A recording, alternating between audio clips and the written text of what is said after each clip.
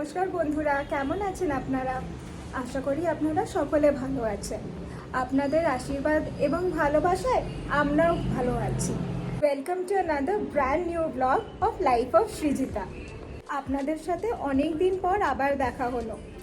আজকে শনিবার, আজকে আমরা যাচ্ছি ব্যাঙ্গালোরের ইসকনে।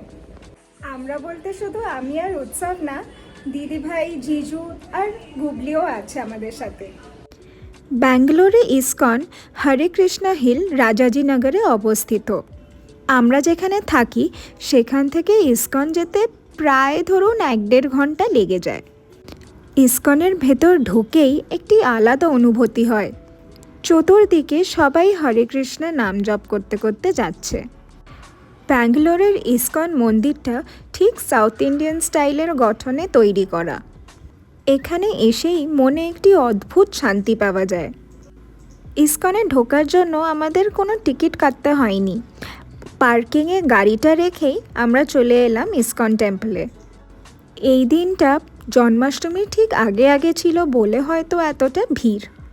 কিন্তু ভিড় বলেই যে আমাদের ঘন্টার পর ঘন্টা দাঁড়িয়ে থাকতে হয়েছিল তা ঠিক নয়। ভিড়ের সাথে সাথে আমরাও এগিয়ে চললাম। কিছু দূর যেতে না যেতেই লাল পাথর রাখা ছিল 108টা। প্রত্যেকটা পাথরে পা দিতে দিতে আমাদের হরে কৃষ্ণ হরে রাম নাম জপ করতে করতে যেতে হয়েছিল। মন্দিরের ভেতরে যেহেতু ফটোগ্রাফি নিষিদ্ধ, তাই বাইরের দৃশ্যটাই আপনাদের জন্য তুলে ধরলাম। ঠাকুর দর্শন হয়ে যাওয়ার পর সেবকরা আমাদের প্রসাদ খেতে দিল।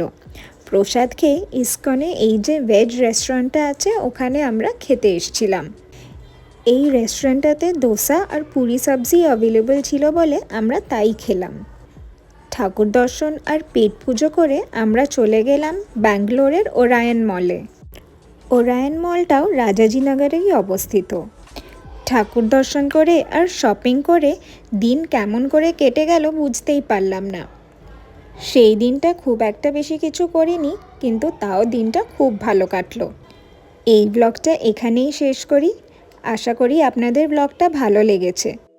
আপনাদের ব্লগটা ভালো লেগে থাকলে একটা কমেন্ট করে দেবেন, আর লাইক, শেয়ার, সাবস্ক্রাইব করতে প্লিজ ভুলবেন না।